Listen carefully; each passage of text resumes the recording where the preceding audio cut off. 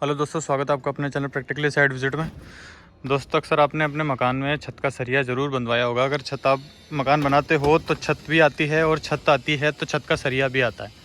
अगर मकान में सबसे ज़रूरी अगर कोई स्टेज मानी जाती है दोस्तों, तो वो छत का सरिया माना जाता है, क्योंकि जो हम semi furniture structure, super structure, जिस चीज़ का भी लोड आता है दोस्तों, वो छत के ऊपर ही आता है। अधिकतर यही हमें देखने को मिला है। और सबसे ज़्यादा अगर किसी चीज़ में प्रॉब्लम आती है तो वो छत के अंदर ही आती है। और अधिकतर हम यही कोशिश करते हैं दोस्तों कि आपको जितनी ज़्यादा हो सके हम स्ट्रक्चर की नॉलेज जो होती है, स्ट्रक्चर एक ऐसी चीज़ है दोस्तों, हमने अधिकतर ये देखा है कि मकान में जो मकान मालिक होते हैं वो सब चीज़ों की रिपेयरिंग करा सकते हैं। अगर दीवार टूटती है तो दीवार की भी रिपेयरिंग करा सकते हैं, प्लास्टर ख़राब होता है तो प्लास्टर की रिपेयरिंग भी करा सकते हैं। लेकिन सबसे ज़्यादा अगर कोई गहरी चीज़ आती है दोस्तों, तो वो आती है स्ट्रक्चर। अगर स्ट्रक्चर में अगर आपके प्रॉब्लम आती है, स्ट्रक्चर में किसी भी तरह का क्रैक आता है या फिर कोई भी प्रॉब्लम्स आती है, तो स्ट्रक्चर को रिपेयरिंग करना, स्ट्रक्चर को तोड़ना, क्योंकि स्ट्रक्चर में रिपेयरिंग का काम बिल्कुल नहीं हो सकता। या तो स्ट्रक्चर पूरा टूटता है या फिर और उसे तोड़ना और फिर उसे वापस बनाना और उसे फिर वापस मेंटेन करके रखना। तो ये दोस्तों आम आदमी के बस की बात नहीं होती। ये बड़े आदमी की बात तो नहीं, लेकिन अगर मध्यम वर्गीय गरीब परिवार से हैं तो उस इंसान के लिए ये बहुत ये नाकोशिश होगी कि एक बार छत को तोड़ना, फिर वापस उस छत को बनाना और फिर उसे मेंटेन करके रखना। क्योंकि मकान में हर आदमी की उम्मीद होती है, हर आदमी का सपना यही होता है दोस्तों कि उसका एक अच्छा सा मकान हो। लेकिन अगर उस एक अच्छे से मकान के अंदर किसी भी तरह की स्ट्रक्चर में या मकान कॉलम में या बीम में या छत के अंदर किसी भी तरह का अगर कोई क्रैक आ जाता है, तो दोस्तों उसकी उम्मीद पर पूरी वो मेंटेनेंस का जो खर्चा होता है, वो मेंटेनेंस का खर्चा उसकी पूरी जेब खर्ची पर, मध्यम वर्गीय परिवार पर बहुत ज़्यादा असर करता है। दोस्तों, वीडियो थोड़ी लंबी हो सकती है, लेकिन मैं आपको इस वीडियो के अंदर आज की जो मैं वीडियो आपको बताने की कोशिश कर रहा हूँ, समझाने की कोशिश कर रहा हूँ, इस वीडियो में दोस्तों मैं आपको स्ट्रक्चर, अगर आप मकान में छत का सरिया बनवाते हो, छत के ऊपर अगर आप चढ़ जाते हो एक बार, और छत के बारे में मैं आज आपको कुछ ऐसे पॉइंट्स बताने वाला हूँ। पूरा डिटेल में मैं आपको पॉइंट्स बताऊंगा, हर एक पॉइंट की जानकारी पूरी अच्छे से दूंगा, डिटेल में दूंगा। तो आप बने रहिए, पूरी अंत तक वीडियो को ज़रूर देखिएगा दोस्तों, क्योंकि अगर ये वीडियो आप मिस करते हो तो स्ट्रक्चर में आप अपनी छत को भी मिस कर जाओगे। क्योंकि छत बनवाने के बाद में फिर आपके हाथ में कुछ नहीं है, फिर जो है वो आपकी कंक्रीट पर निर्भर करता है, आपने किस तरीके से उस छत का काम करवाया है उस पर निर्भर करता है दोस्तों। तो मेरा आपसे यही निवेदन है कि आप वीडियो को अंत तक ज़रूर देखिए, और मैं कुछ ऐसे पॉइंट्स बताने वाला हूं जो आप विशेष बारीकी से चेक करिए अगर आप मकान में छत का सरिया बनवाते हो। दोस्तों, अगर आप जो मैं चीज़ बताने जा रहा हूं, अगर वीडियो में आप एक एक पॉइंट को बारीकी से अगर आप चेक करते हो, जिन पॉइंटों को मैं बताता हूँ, अगर उन पॉइंट को आप चेक कर लोगे तो दोस्तों आपकी रिपेयरिंग का पैसा बचेगा, आपके मेंटेनेंस का पैसा बचेगा। और आप जिस भी तरह का अगर मकान में कोई भी काम करवाते हो, सरिये से रिलेटेड हो, अगर सरिये से रिलेटेड आप काम करवाते हो, उस चीज़ में दोस्तों आपके हर चीज़ का पैसा बचेगा। तो चलिए शुरू करते हैं दोस्तों। पहला पॉइंट मैं ये बताना चाहूँगा, सबसे पहले आप फर्स्ट पॉइंट हमारा ये है कि आप सेटरिंग अच्छे से, सबसे पहले पॉइंट ये रहेगा कि सबसे पहले आप ये सेटरिंग को जो है अच्छे तरीके से चेक कर लीजिए। अगर आप बॉटम लगवाते हो, साइड लगवाते हो, उसके बाद में ये इनर साइड और आउटर साइड की जो ये छत की प्लेट सेटिंग लगती है, ये प्लाइट सेटिंग लगती है, जो भी सेटिंग लगती है, उस सेटिंग के अच्छे से लेवल चेक करिए। लेवल को पूरा मेंटेन करके रखिए, किस पॉइंट पर लेवल ले रहा है, कि लेवल बराबर होने चाहिए पूरे, कोई भी लेवल में कोई ऊंचे नीचे नहीं होने चाहिए, किसी भी तरह की कोई प्लाई बीच में। दोस्तों, शटरिंग का मैं आपको लेवल चेक करने के लिए इसलिए बोल रहा हूं दोस्तों, क्योंकि अधिकतर यही होता है कि स्ट्रक्चर में अगर शटरिंग ऊपर नीचे होती है, प्लाई ऊपर नीचे होती है या फिर बीम ऊपर नीचे होती है, तो सबसे ज़्यादा प्रॉब्लम ये सरिये को करता है, और सरिया फिर भराई को करता है, और भराई फिर क्रैक आने के बाद में भराई फिर हमको परेशान करती है। रिपेयरिंग का भी काम होता है उसमें, फिर अलग से उसकी जो इंजेक्शन ग्राउटिंग होती है, उसके बाद में जो अलग अलग तरह के जो फॉर्मेट होते हैं उसके टेम्परेचर चेक किया जाता है। कंक्रीट का पूरा टेम्परेचर चेक करने के बाद में फिर अलग अलग तरह के उसमें जो वॉइड रेशियो होते हैं उनको भरा जाता है, रिपेयरिंग की जाती है। तो वो एक ना के बराबर होती है, क्योंकि अगर स्ट्रक्चर में रिपेयरिंग आती है तो इसका मतलब हमारे मकान में भी रिपेयरिंग आएगी दोस्तों। तो इसीलिए सबसे पहला पॉइंट यही रहेगा कि आप जितनी भी सेटिंग लगती है, अगर प्लाई सेटिंग लगती है तो उसके बैंड चेक करें, उसे एक एक सूत से चेक करें किस तरीके से आपको चेक करना है वो विशेष रूप से ध्यान रखें। मिस्त्री को बार बार टोकें, बोलें, उसे परेशान करें। अगर आप उसको परेशान करोगे तो वो ज़रूर ध्यान देगा। वैसे आप अगर कुछ भी नहीं बोलोगे, उसके भरोसे छोड़ दोगे तो वो ख़राब ही करेगा, क्योंकि हम दिन भर ये काम करवाते हैं और हम यही उम्मीद करते हैं मिस्त्रियों से कि मिस्त्री अच्छा काम करे, लेकिन कभी मिस्त्री ने हमें अच्छा काम करके नहीं दिया। हमें खुद खड़े होकर ही करवाना पड़ता है दोस्तों। तो पहली चीज़ ये रहेगी कि आप जितनी भी अगर प्लाई सेटिंग लगाते हैं तो प्लाई को विशेष रूप से ध्यान रखें। प्लेट सेटिंग लगाते हैं तो प्लेट का विशेष रूप से ध्यान रखें। ये छत की सेटिंग होने के बाद में फिर उसकी बॉटम का पूरे लेवल्स चेक करें। एक एक पॉइंट को सूत बंधवा के और उसके प्रॉपर तरीके से उसके नाप करके क्वालिटी से पूरी क्वालिटी मेंटेन करके रखनी है आपको दोस्तों सेटरिंग के अंदर। अगर आप सेटरिंग का क्वालिटी मेंटेन करके रख लेते हो, फिर सरिये वाला अपने आप क्वालिटी मेंटेन करके रखेगा, क्योंकि सरिये वाला ये देखता है कि अगर सेटरिंग का काम अच्छा है तो वो सरिये वाला भी अपना काम अच्छा करेगा। अगर सेटरिंग में बिगड़ गया काम तो उसके बाद में फिर सरिया भी अपने हिसाब से बांध देता है दोस्तों। तो पहली चीज़ ये। अब दूसरी चीज़ आते हैं हम छत के सरिये के ऊपर दोस्तों। अब छत के सरिये में सबसे विशेष आपको ये ध्यान रखना है, दूसरी चीज़ कि जो भी बीम का सरिया है, ये देख सकते हैं आप, जो बीम का सरिया जाता है। अब आपको बीम के सरिये में क्या चेक करना है, एक तो जो टॉप और बॉटम के सरिये होते हैं, ये टॉप के सरिये होते हैं, ये बॉटम के सरिये होते हैं, ठीक है दोस्तों। और उसके बाद में टॉप बॉटम में ड्राइंग में दिया हुआ होता है जो बीम का प्लान होता है और बीम का जो सेक्शन होता है, उसमें टॉप और बॉटम के सरिये दिए हुए होते हैं कि 2/12 टॉप में है या 2/12 बॉटम के अंदर है। ये देने के बाद में जब टॉप का और बॉटम का सरिया कंप्लीट हो जाता है, उसके बाद में एक्स्ट्रा सरिया देता है। ये देख सकते हैं आप, ये मैं दिखा देता हूँ आपको। जो भी एक्स्ट्रा सरिया देगा वो कॉलम से ही देता है, या तो जंक्शन आता है उसी जगह पे एक्स्ट्रा सरिया दिया जाता है। ये देख सकते हैं, ये जो एक्स्ट्रा सरिया है, मान के चलिए कॉलम से 1 मीटर दूर है, तो 1 मीटर दूर आपको ये एक्स्ट्रा सरिया भी चेक करना है। ड्राइंग नहीं है तो बनवा लीजिए, लेकिन सरिये में कोई कोताही मत बरतिए दोस्तों। तो ये एक्स्ट्रा सरिये चेक कीजिए। उसके बाद में बीम के अंदर आपको क्या चेक करना है कि जो भी रिंग बनती है, अब वो रिंग की साइज़ क्या ले रहा है। आपकी भराई अगर 450 की है तो कवर माइनस करके टॉप और बॉटम का दोनों का 25-25 mm कवर माइनस करके, जैसे अगर 450 की बीम है तो 400 की रिंग बननी चाहिए। टॉप का 25 का, नीचे का 25 का कवर, 50 का कवर हो जाता है, तो 450 के अंदर 50 mm माइनस हो जाता है दोस्तों। तो 400 mm की रिंग बननी चाहिए। तो आप इस बीम बनने के बाद में उसकी नीचे से इंची टेप लगा के उसके कवर को चेक करें कि ऊपर जब भराई करते हैं अपन, तो बीम जब डाउन होती है तो उस पर 1 इंची का कवर आना चाहिए। भराई क्योंकि होगी तो भराई 1 इंची ऊपर आएगी, तो वो आप इंची टेप से उसको चेक करिए कि 1 इंची कवर ऊपर आ रहा है कि नहीं आ रहा है। ये बीम में चेक करें दोस्तों। अब बीम में नेक्स्ट चीज़ ये चेक करें कि जो भी रिंग बन रही है, रिंग कौन सी साइज़ की है। उसमें ही दिया हुआ रहता है बीम का जो सेक्शन होता है, बीम के सेक्शन में रिंग की साइज़ भी दी हुई होती है कि क्या सेक्शन लेना है आपको, कौन सी रिंग लेनी है, 10 की लेनी है, 8 की लेनी है या 12 की लेनी है। अभी देख सकते हैं जैसे 10 की है। अब बीम में आपको क्या बीम की रिंग में आपको क्या चेक करना है, ये होने के बाद में उसका सेंटर, जो सेंटर होता है, मान के चलिए अगर यहाँ से लेके इस कॉलम से लेकर इस बीम तक स्पान है दोस्तों। अब आप क्या करिए, इसकी L/4 के हिसाब से इसका सेंटर होता है। ड्राइंग में दिया हुआ रहता है वैसे तो कि L/4 लेना है या L/3 लेना है, जो भी अगर दिया हुआ है तो बहुत अच्छी बात है, अगर नहीं दिया हुआ है तो L/4 के हिसाब से L/4 आप टोटल कर लीजिए, जिससे L/4 वहाँ का हिस्सा आ जाता है। अगर मान के चलिए 4 मीटर का हिस्सा है तो यहाँ से L/4 आप 4 का भाग लगाओगे तो 1 मीटर आता है। तो इस बीम से 1 मीटर इधर, वो 100 सेंटर, उस बीम से 1 मीटर इधर 100 सेंटर, बीच में बचेगा 2 मीटर। अगर आप, और जो 2 मीटर वाला हिस्सा है वो आपको 200 सेंटर पे रखना है। इस चीज़ का ध्यान रखिएगा दोस्तों, बीच वाली रिंगों को 200 सेंटर पे रखना है और कॉर्नर वाली को 100 सेंटर पे रखना है। अब रखना क्यों है, रखना इसलिए है कि हमेशा जब भी अगर बीम डिफ्लेक्शन होती है तो बीम डिफ्लेक्शन सेंटर में से होएगी।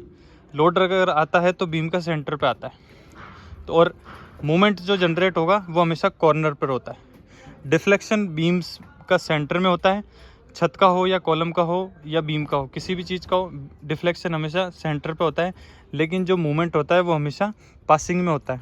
जो कॉलम के जो जंक्शंस होते हैं इस जगह पे पासिंग होती है, इसलिए यहाँ के लोड ट्रांसफ़र कर सके, लोड ट्रांसफ़र कंडीशन में लोड कैलकुलेशन के हिसाब से इस जगह का जो सेंटर है वो कम रखा जाता है। 100 सेंटर रखा जाता है और बीच में 200 का सेंटर रख सकते हैं अपन, ठीक है दोस्तों।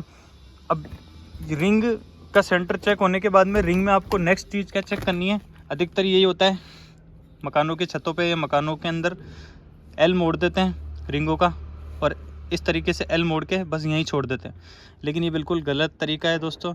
अगर आप इस तरीके को देखते हो तो बिल्कुल मत करवाइए, मैं जो बता रहा हूँ उस चीज़ को करवाइए। आप उसकी 135 डिग्री पर इसको बैंड करवाइए। बैंड भी मैं आपको आगे बताऊंगा कि क्यों करवाते हैं।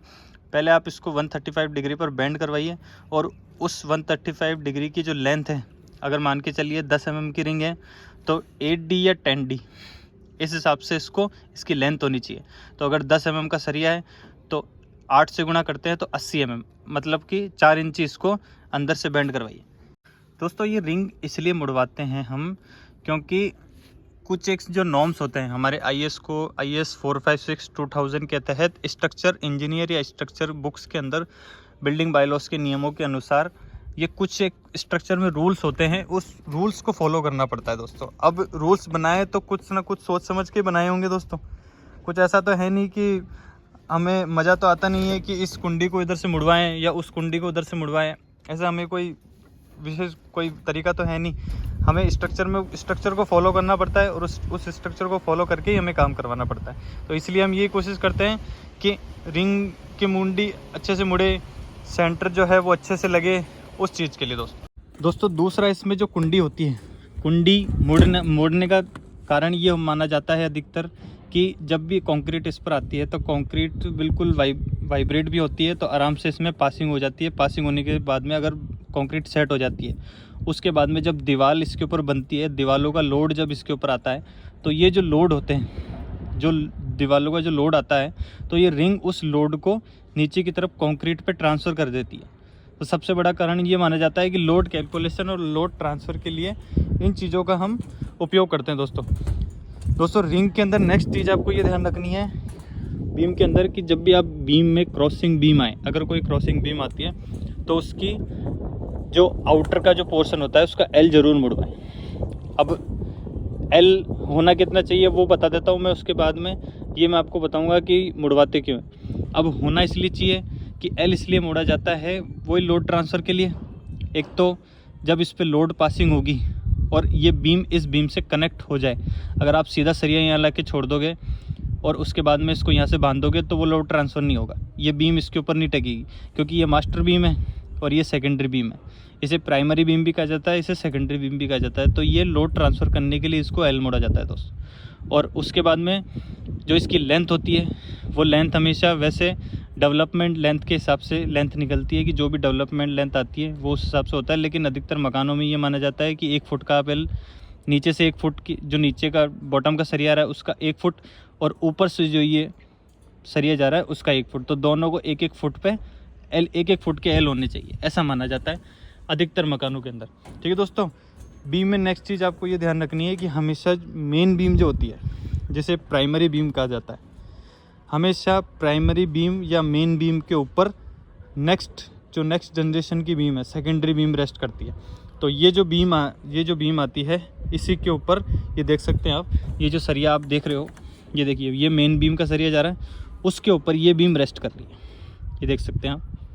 तो ये सेकेंडरी बीम होती है और ये होती है मेन बीम, तो मेन बीम के ऊपर सेकेंडरी बीम रेस्ट करती है। तो ये अधिकतर बीमों के अंदर ये माना जाता है। दोस्तों मैंने जो पॉइंट आपको बताए हैं, अगर आप उन बिंदुओं को चेक कर लेते हो, उन पॉइंट्स को आप चेकिंग कर लेते हो, तो ये मेरा मानना है कि आप बीम के सरिये में कुछ चीज़ को मिस नहीं कर रहे हो। कुछ भी मिस नहीं करोगे, आपके स्ट्रक्चर में कभी प्रॉब्लम नहीं आएगी दोस्तों, क्योंकि हम दिन रात इन चीज़ों का काम करवाते हैं। हमें सब पता होता है कि किस जगह पे डिफ्लेक्शन आएगा या किस जगह पे लोड ट्रांसफ़र आएगा, वो चीज़ है दोस्तों। अब दोस्तों एक बीम का तरीका और है, अगर बीम किसी भी जगह पर आती है, ये आपको मैं सिर्फ एडवाइस दे रहा हूँ इस पॉइंट के लिए एडवाइस ये है कि आप जब भी बीम बनाते हो, बीम में अगर जो भी आपकी बीम आती है कॉलम से कॉलम या जो भी कॉलम से कॉलम बीम आती है, आप ये डिसीजन करें कि दीवार किस जगह पे आती है। क्योंकि दीवारों अगर आती है 9 इंच की दीवार आती है, 4 इंच की दीवार आती है, तो उसके नीचे एक बीम देना ज़रूरी है। ये देख सकते हैं आप, सबसे अच्छा उदाहरण मैं आपको ये दिखाने की कोशिश कर रहा हूँ। इस जगह पे 4 इंच की बीम आती है। अब हमने इस बीम को इसलिए दिया है क्योंकि ये हिडन बीम है, ये छत के अंदर ही दब जाएगी, और दिए इसलिए है क्योंकि इस जगह पे 4 इंची की दीवार आती है। अब 4 इंची की दीवार आती है इसलिए हमने इसको हिडन बीम दिया है। अगर इस जगह पे 9 इंची की दीवार आती है तो 9 इंची की दीवार पे हम इसको लटक बीम देते हैं। तो बीम है कि ये हिडन बीम कहते हैं जिसे, जो छत के अंदर बीम आती है, और एक ये लटक बीम आती है। लटक बीम उसी जगह पे दी जाती है जहाँ पे 9 इंची की दीवार होती है, और हिडन बीम या स्लैब बीम वहीं दी जाती है जहाँ पर 4 इंची की दीवार होती है। ठीक है दोस्तों, तो बीम के अंदर मैं आपको सारी कैलकुलेशन जो है वो समझा चुका हूँ। अब आते हैं दोस्तों छत के सरिये के ऊपर। दोस्तों कोई भी सरिया हो, छत का अगर स्लैब, छत की अगर स्लैब लगती है और छत के स्लैब में अगर सरिया आता है तो स्लैब का जो सरिया होता है, नंबर ऑफ बार जो होते हैं स्लैब के अंदर, वो 2 टाइप की होती है। एक तो होती है दोस्तों मेन बार और एक होता है डिस्ट्रीब्यूशन बार। मेन बार अधिकतर यही कहा जाता है कि जो सबसे छोटा गाला होता है, जो सबसे छोटा सरिया होता है जिसमें क्रैंक होता है वन वे स्लैब के अंदर, उसे मेन बार कहा जाता है। और जो सबसे लंबी लेंथ होती है जिसमें क्रैंक नहीं आता वन वे स्लैब के फॉर्मेट के हिसाब से, उसे डिस्ट्रीब्यूशन बार कहा जाता है दोस्तों। तो इस चीज़ का विशेष रूप से ध्यान रखिए, इंटरव्यू में ये चीज़ पूछी जाती है कि मेन बार क्या होता है, डिस्ट्रीब्यूशन क्या बार क्या होता है। तो मेन बार और डिस्ट्रीब्यूशन बार ये इस तरह के होते हैं दोस्तों। अब जैसा कि आपको पता ही होता है कि छतें स्लैब जो होती है वो 3 प्रकार की होती है। एक तो होती है वन वे स्लैब, एक होती है 2 वे स्लैब, और एक होती है दोस्तों सिंगल जाल। अब वन वे स्लैब क्या होता है? वन वे स्लैब के अंदर ये होता है दोस्तों, ये देख सकते हैं आप, मैं आपको थोड़ा सा आगे लेके चलता हूँ। ये वन वे स्लैब में ये होता है कि longer span upon shorter span is greater than 2। अगर आपकी लेंथ में लॉन्गर स्पान में आप शॉर्टर स्पान का भाग लगाते हो और उसकी वैल्यू 2 या 2 से अधिक आती है तो वो वन वे स्लैब मानी जाती है। और इसमें जो वन वे स्लैब के अंदर हमेशा 2 तरफ से क्रैंक मुड़ते हैं। एक तो ये देख सकते हैं आप, एक ये क्रैंक मुड़ रहा है और एक वो क्रैंक मुड़ रहा है। तो ये एक वन वे स्लैब की पहचान होती है कि वन वे स्लैब हमेशा 2 क्रैंक में मुड़ जाता है, और उसका जो स्पान होता है वो बहुत लंबा होता है। ये देख सकते हैं आप, ये कितना लंबा स्पान है और ये वाला कितना छोटा स्पान है। तो ये वन वे स्लैब की 3 पहचान होती है दोस्तों। अब आते हैं दोस्तों 2 वे स्लैब के ऊपर। तो ये 2 वे स्लैब ये आप ये देख सकते हो बिल्कुल बराबर साइज़ के होते हैं। लॉन्गर स्पान और शॉर्टर स्पान दोनों बराबर साइज़ के होते हैं। अगर वो 4 मीटर है तो वो भी लमसम 3 या 4 मीटर ही रहता है। और चारों कोने होते हैं, चारों कोने 3-4 मीटर के इर्द गिर्द ही होते हैं, तीनों बराबर के ही नाप के होते हैं। तो इस तरह की जो स्लैब होती है उसे 2 वे स्लैब कहा जाता है। 2 वे स्लैब का दूसरा तरीका ये होता है कि इसमें चारों तरफ से क्रैंक मुड़ते हैं दोस्तों। ये आप देख सकते हैं, एक क्रैंक इस जगह पे मुड़ रहा है, दूसरा इस जगह पे मुड़ रहा है, तीसरा इस जगह पे मुड़ रहा है, और चौथा जो है वो उस जगह पे मुड़ रहा है। मैं थोड़ा और आगे लेके चलता हूँ। ये देखिए, पहला क्रैंक ये हुआ, दूसरा क्रैंक ये मुड़ रहा है, तीसरा क्रैंक वो मुड़ रहा है, और चौथा क्रैंक ये मुड़ रहा है दोस्तों। और वही फार्मूला सेम कि longer span is shorter span इस ग्रेटर देन 2। अगर 2 से कम की वैल्यू आती है तो इसका मतलब ये 2 वे स्लैब में आती है। अब तीसरी जो स्लैब आती है दोस्तों, तीसरी स्लैब ये आती है सिंगल जाल। अब सिंगल जाल कैसा होता है?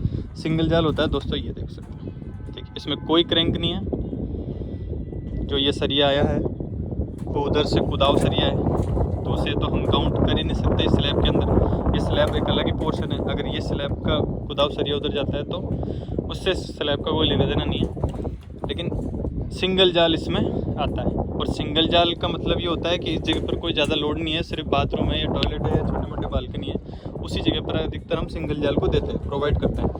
ये देख सकते हैं, वो दूसरा वाला जो गाला है उसमें भी सिंगल जाल ही। ठीक है दोस्तों, तो ये 3 तरीके होते हैं स्लैब पहचानने के, वन वे स्लैब, 2 वे स्लैब और सिंगल जाल। अब वन वे स्लैब में क्या फॉर्मेट रहता है दोस्तों सरिया चलने का, मैं आपको थोड़ा वन वे स्लैब की तरफ लेके चलता हूँ। वन वे स्लैब में तरीका क्या होता है, मैं आपको एक एक सरिये की जानकारी दूंगा दोस्तों इस वीडियो के अंदर। अगर वीडियो अच्छी लगे और वीडियो से लगता है आपको हेल्प मिलती है तो वीडियो को लाइक और शेयर जरूर करिए, और हमारे चैनल को सब्सक्राइब जरूर करिएगा दोस्तों।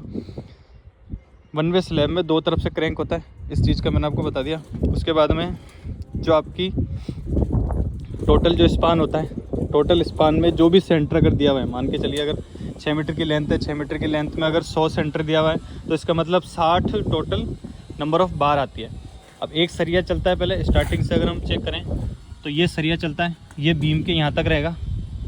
पहला सरिया बीम के आगे जाके फिर क्रैंक हो जाता है। दूसरा सरिया उधर से क्रैंक होके आता है, उधर से क्रैंक होके और फिर इस जगह पे आता है। जो दूसरा सरिया है वो यहाँ से क्रैंक होके उस जगह पे बीम पर जाके ख़त्म हो जाता है। तीसरा सरिया वहाँ से क्रैंक होके आता है और इस जगह पे ख़त्म हो जाता है। चौथा सरिया यहाँ से क्रैंक होता है, फिर वहाँ पे जाके ख़त्म हो जाता है। तो ये ऐसे ही चलता है दोस्तों, 1 बाय 1 का रेशो चलता है। पहला, तीसरा, पाँचवा, सातवां, नौवां, इस तरीके से कुछ आधे सरिये यहाँ से क्रैंक होके उस जगह पे ख़त्म होते हैं और आधे सरिये वहाँ से क्रैंक होके इस जगह पे ख़त्म होते हैं। और उसके बाद में जो क्रैंक होने वाले सरिये जो वहाँ से यहाँ पर आके क्रैंक होते हैं, वो क्रैंक सरिये जो नेक्स्ट गाला होता है, जो बगल वाला गाला होता है, उसके L/3। अब जैसे ये सरिया मैं दिखाता हूँ आपको, ये सरिया यहाँ से क्रैंक हुआ, ये सरिया यहाँ से क्रैंक हुआ, वहाँ से तो बीम तक होकर आ गया, उस जगह पे बीम का टच होके सीधा यहाँ पर क्रैंक हुआ और क्रैंक होके इधर यहाँ तक आता है।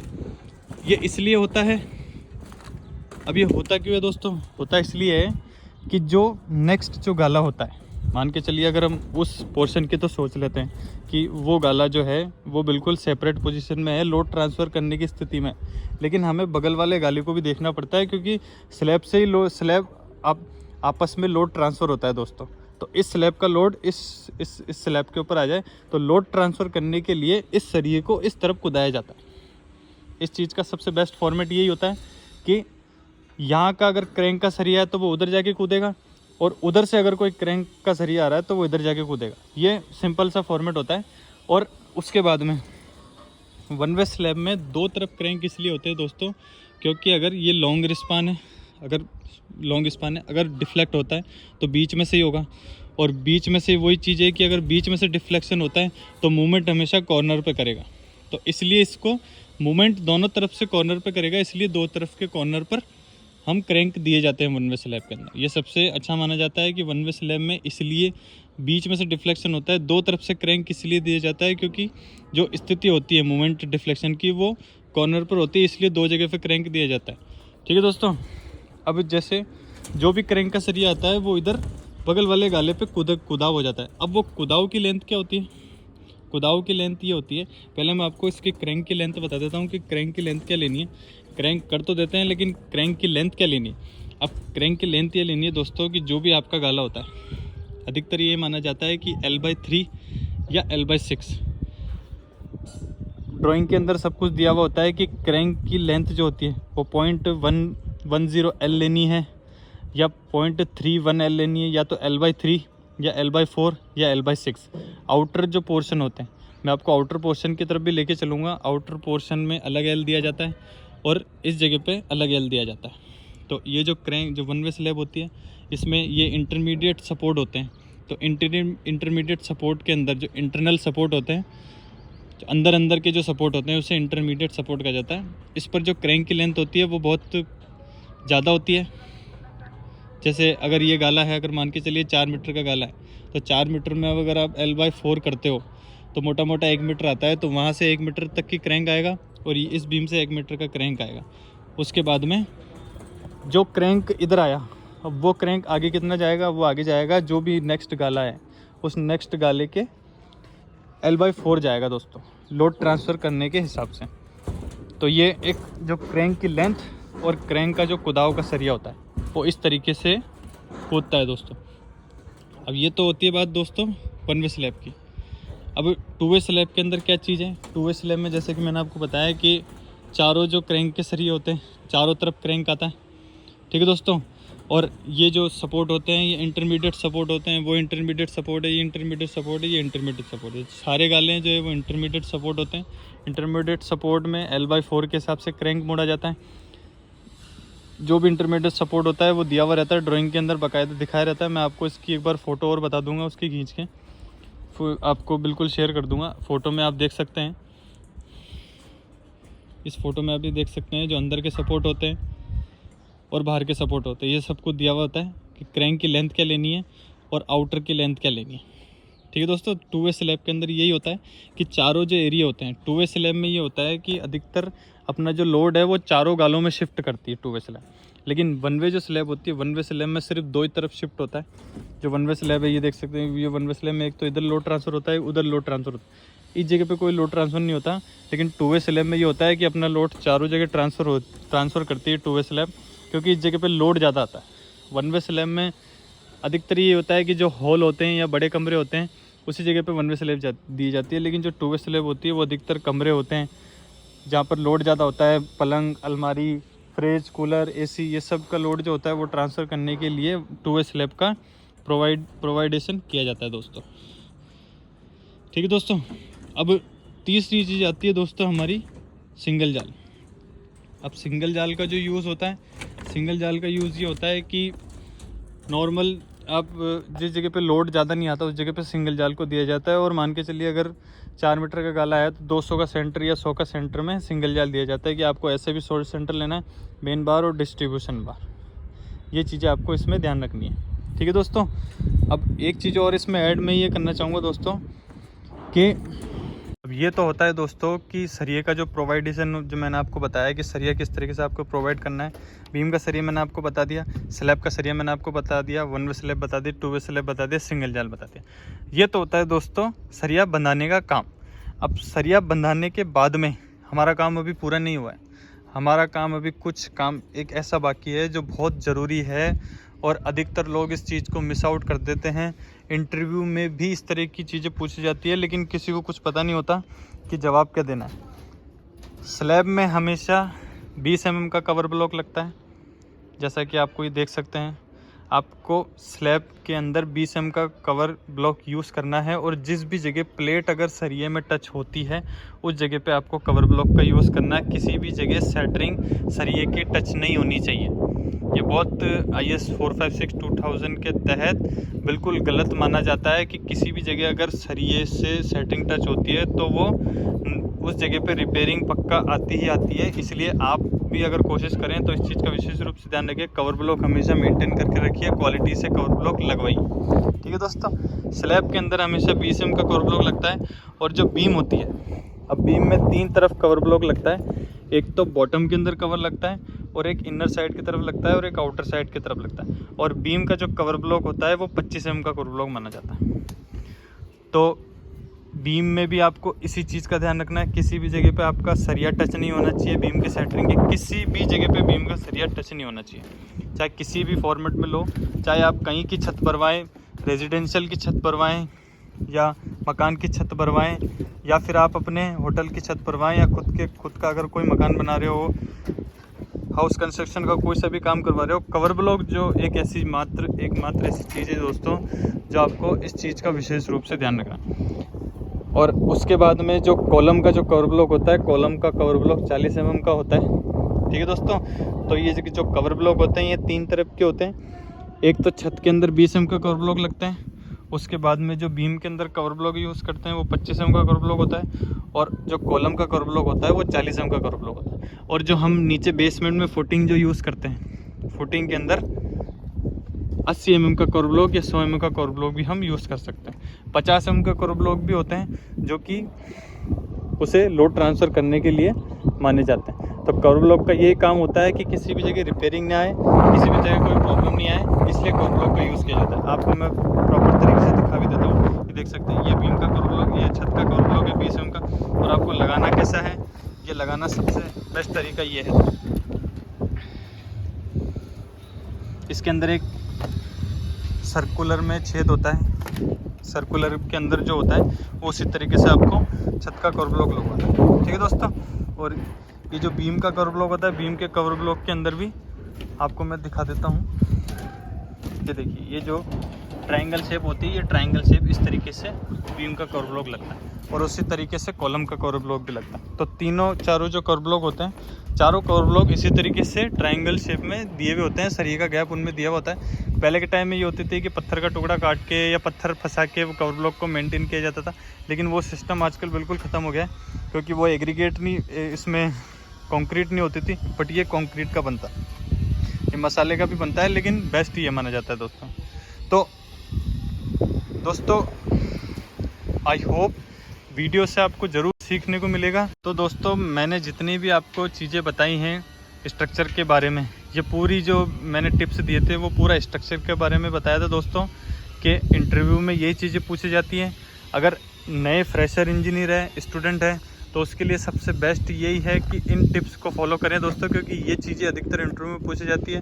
और अगर आप कोई नौकरी या कोई गवर्नमेंट जॉब या किसी भी चीज़ की तैयारी करते हैं तो इस तरह की चीज़ें पूछी जाती है। और अगर किसी मकान मालिक की अगर मैं बात करूँ, अगर कोई हाउस होल्डर है या मकान मालिक है, जो अपना होटल बनवा रहा है, रेजिडेंशियल मकान बनवा रहे हैं, तो उनके लिए ये सबसे बेस्ट चीज़ है दोस्तों कि इस वीडियो में जो भी टिप्स मैंने आपको बताई है उस चीज़ को ज़रूर फॉलो करें, जो आपके मकान के लिए सबसे बेस्ट मानी जाएगी। क्योंकि आपको मकान में रहना है दोस्तों, मैं बार बार यही कोशिश करता हूँ कि मकान में आपको रहना है तो आपको ही फॉलो करना पड़ेगा। कोई ठेकेदार फॉलो नहीं करता। ठेकेदार को तो पता होता है कि अगर आप उसे पत्थर का टुकड़ा काट के दे दोगे तो भी वो कवर ब्लॉक लगा देगा, लेकिन इस चीज़ का अगर क्वालिटी मेंटेन करते हो तो इस चीज़ का आपको ध्यान रखना पड़ेगा दोस्तों। ठीक है दोस्तों, तो आई होप आपको वीडियो अच्छी लगी होगी। अगर वीडियो अच्छी लगे और वीडियो से आपको हेल्प मिले तो हमारे चैनल को लाइक शेयर एंड सब्सक्राइब जरूर करिएगा दोस्तों। मिलते हैं नेक्स्ट वीडियो के अंदर। तब तक के लिए जय हिंद, वंदे मातरम, भारत माता की जय।